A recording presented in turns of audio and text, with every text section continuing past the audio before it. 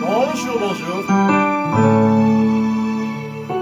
Bienvenue encore dans la présence de Dieu.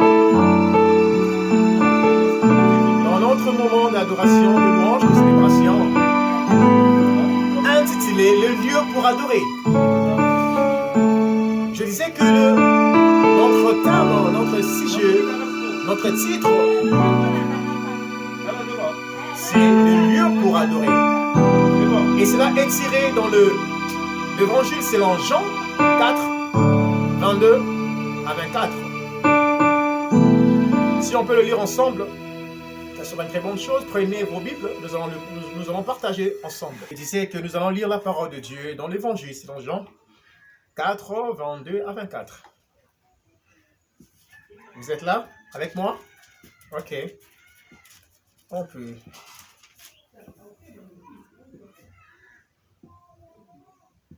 Ok. Il est écrit, vous adorez ce que vous ne connaissez pas. Nous adorons ce que nous connaissons, car le salut vient des Juifs. Mais l'heure vient, et elle est déjà venue, où les vrais adorateurs adoreront le Père en esprit et en vérité. Car ce sont là les adorateurs que le Père demande. Dieu est esprit, et il veut que ceux qui l'adorent en esprit et en vérité. L'adore en esprit et en vérité. Il est important que je vous parle de cette révélation qui reste un mystère caché dans ce titre de lieu pour adorer. Vous savez, depuis le commencement, dès le commencement, vous allez comprendre que Dieu a toujours disposé un endroit pour quelque chose. Un endroit pour une raison, pour plusieurs raisons. Mais parmi toutes ces raisons, la première est celui d'adorer ou de célébrer ou de louer ou d'apporter une offrande de sacrifice à l'Éternel. Voyez, et voilà la raison pour laquelle le verset que nous venons de lire montre réellement que dans notre ère, dans notre alliance actuelle, le lieu que Dieu a choisi pour adorer, c'est le lieu que Jésus vient de nous parler. Le lieu, ce n'est pas un lieu physique, mais c'est un lieu qui demande la vérité, qui est la parole et l'esprit de Dieu. La Bible parle clairement que vous adorerez celui qui adore en esprit et en vérité. L'esprit, je crois que depuis la Pentecôte, et nous marchons à nouveauté de vie. Et nous ne marchons pas à cause de nos forces. Nous ne fonctionnons pas à cause de nos intelligences, mais c'est l'Esprit de Dieu qui nous révèle les histoires. C'est l'Esprit de Dieu qui nous emmène au-delà. C'est l'Esprit de Dieu qui nous console. C'est l'Esprit de Dieu qui nous enseigne. C'est l'Esprit de Dieu qui nous pousse à adorer Dieu. C'est l'Esprit de Dieu qui nous connecte avec Dieu.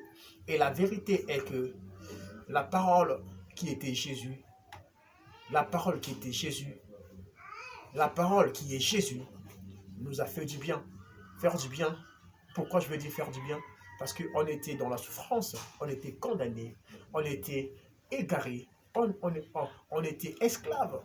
Mais Jésus nous a franchis, Jésus nous a changés. Et la vérité qui est sa parole nous a sauvés. Mon frère, tu es sauvé pas à cause de tes paroles, mais à cause de la parole de Dieu qui était une fois venue, qui était la personne de Jésus et qui vit aujourd'hui et éternellement. Donc le lieu que je parle, le lieu, c'est un endroit que Dieu a prévu pour que nos enfants l'adorent. Donc il y a toujours un endroit que Dieu a prévu. Vous voyez, la femme avait des endroits anciens où il partait souvent pour adorer. Voilà la raison pour laquelle Jésus commence à dire que ce n'est plus là où vous avez en tête. Ce n'est pas là où vous avez identifié, vous avez inauguré un endroit spécifique. Non, mais voici là où Dieu attend une adoration. Dieu attend l'adoration par l'esprit et par sa parole. Je ne peux qu'adorer Dieu par la parole de la vérité. Parce qu'aucune parole humaine peut adorer Dieu. Il n'y a que la parole de la vérité qui compte. La parole de Dieu. Parce que Jésus dit que vous adorez la personne que vous ne connaissez pas. Parce que cette parole ne vient pas de Dieu. Parce que pour adorer Dieu, tu dois connaître Dieu. Et Dieu que nous parlons, et Jésus, il a dit que celui qui m'a vu a vu le Père. Vous voyez? Et la parole de la vérité, c'est la raison pour laquelle les gens n'arrivent pas à adorer Jésus. Les gens n'arrivent pas à adorer Dieu parce qu'ils n'ont pas accepté Jésus-Christ. Jésus qui était la parole faite chair. C'est la raison pour laquelle nous, on a intitulé ces lieux, ces moments, le lieu pour adorer. Parce que nous adorons la personne que nous connaissons, Jésus-Christ de Nazareth. Il y a plusieurs lieux qu'on peut trouver dans la Bible. On peut trouver Éden. Éden, le jardin d'Éden, c'était le lieu que Dieu avait disposé pour Adam. Il disait dans Genèse, on peut trouver l'arche de Noé, l'endroit que Dieu avait prévu pour les chichinons, pour épargner, pour sauver, pour faire sortir une génération sainte au milieu d'une génération perverse, une génération maudite, une génération détruite. Dieu a séparé le bien avec le mal, comme il a séparé la lumière avec les ténèbres. Et Dieu a fait son choix. Il a préféré que le bonne qualité, que les hommes bons puissent rester. Ouais, et il y avait un endroit que Dieu a prévu cela. On peut lire Exode, on comprend qu'il y avait Exode 3, 18. Vous allez comprendre que Dieu, lorsqu'il a commencé à parler avec Moïse, il a commencé à dresser, montrer à Moïse comment Moïse. Prenez notre Bible, prenons, on va essayer de les communiquer. Exode 3, on va essayer de lire. Que Dieu soit loué, vous êtes là? Ok, prenez vos Bibles, Exode 3. Qu'est-ce que la Bible nous dit? Exode 3. Ok, je suis.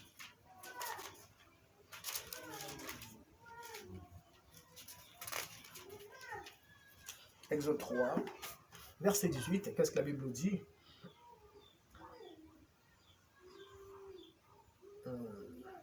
Ils écoutèrent ta voix et il ira, toi et les anciens d'Israël auprès du roi.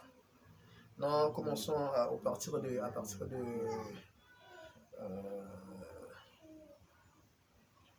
Dieu dit à Moïse à partir de 14, je suis celui qui suis. Et il ajouta, c'est ainsi que tu répondras aux enfants d'Israël. Celui qui s'appelle je suis m'a envoyé vers vous. Dieu dit encore à Moïse, tu m'appelleras ainsi aux enfants d'Israël. L'Éternel dit à Moïse, de vos pères. L'Éternel dit à Moïse, le Dieu de vos pères, le Dieu d'Abraham, le Dieu d'Isaac et le Dieu de Jacob, m'a envoyé vers vous. Voilà mon nom. Pour l'Éternel, voilà mon nom de génération en génération. Va ressembler. Il y avait un endroit que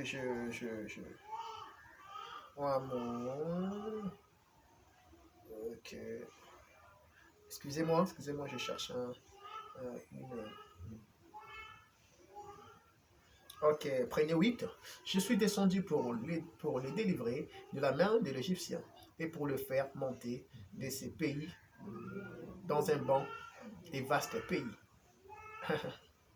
My God. Dans un pays où coule le lin et le miel, dans le lieu qu'appartient les Cananéens, ainsi de suite. Alors, vous allez comprendre qu'il y a Cana, c'était un lieu que Dieu avait prévu pour que ses enfants puissent vivre d'une manière qu'il a toujours pensé pour eux. Vous voyez, on a encore vu si on prend encore Genèse 22, 1 à 8, nous allons comprendre que c'était là on voit Abraham, l'histoire d'Abraham avec son fils Isaac. Dieu l'a fait passer par une épreuve en demandant son fils. Mais Dieu a commencé à localiser, à identifier l'endroit où le service devait être effectué. Vous voyez? Et quand je vis Abraham prononce ça. en disant que restez-y donc à ses serviteurs, moi et les jeunes, moi et les jeunes hommes, nous allons dessus pour adorer Dieu. Vous voyez? Et adorer Dieu, c'est pas par rapport à ce que tu penses, mais c'est par rapport à ce que Dieu. Vous voyez? Si tu adores Dieu là où Dieu n'est pas, qui adores-tu? Vous voyez? Donc, il faut adorer Dieu là où Dieu est. C'est la raison pour laquelle il est omnipotent, omniscient, omniprésent, il est partout évidemment. Il a dit là où deux, trois sont réunis en mon nom, je suis au milieu d'eux. Le problème, c'est pas de se réunir seulement. Le problème, c'est réunir en esprit et en vérité. Ouais, toutes les personnes qui confessera le nom du Seigneur chez le Seigneur Jésus-Christ, ça sera sauvé. Donc, la raison pour laquelle vous pouvez adorer Dieu, si vous êtes dans cet endroit-là, le lieu pour adorer. Et ce lieu, c'est le lieu de l'esprit et de la parole de Dieu. Vous voyez, lorsque la parole et l'esprit s'accordent, il y a le miracle.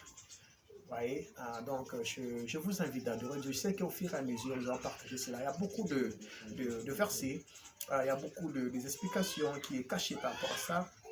Si vous pouvez prendre Apocalypse 2, vous allez lire à la maison, Apocalypse 2, verset 7, Romains 12, 4 à 21, 1 Corinthiens 2, 13 à 20 et Marc 16, 19. Ouais, donc vous allez comprendre qu'il y a beaucoup d'endroits que Dieu a prévu. Le paradis. Ouais, le paradis, c'est aussi un lieu que nous allons adorer Dieu. Un lieu que nous adorons déjà Dieu. Parce que lorsque la personne qui était christifiée ensemble avec Jésus, il a dit, il a commencé à confesser ses péchés. Ouais, après, il a dit, Seigneur, souviens-toi de moi les jours que tu reviendras. Cette personne était déjà informée qu'il y a un lieu prévu pour célébrer Dieu, un lieu de réjouissance, un lieu de paix, du bonheur, tout ça. Donc il a préféré de s'y repentir. Il a ouvert son cœur et il a reçu, il a compris que Jésus est le Fils de Dieu. Il a fait tout ça sur sa croix. Vous voyez, donc il y a un lieu. Donc je vous invite aujourd'hui maintenant de comprendre que là où nous sommes, ce n'est pas une maison, ce n'est pas la vidéo que tu regardes, mais c'est réellement, est-ce que tu es connecté en esprit, est-ce que la parole que tu vas sortir de ta bouche, c'est une parole que Dieu va agréer, parce que Dieu n'a jamais agréé une parole humaine. Dieu ne peut qu'agréer une parole qui vient de lui. Et cette personne qui est venue de lui, c'est Jésus-Christ. Donc, si tu es né de nouveau, voyez, si tu acceptes Jésus-Christ comme Seigneur et Sauveur, tu es libre, mon frère. Donc, le chemin est grandement, la porte est grandement ouverte pour toi, pour ces lieux pour adorer. Donc, tu n'as pas de frontières, tu n'as pas de barrages, tu n'as pas de limites, parce que l'esprit qui est en toi est sans limite. Voilà la raison pour laquelle je vous invite vraiment de rester. Et nous allons passer des très bons moments de la présence de Dieu. On a 3 cantiques à chanter, à adorer l'Éternel avec nous, avec le pasteur, je le cite aujourd'hui.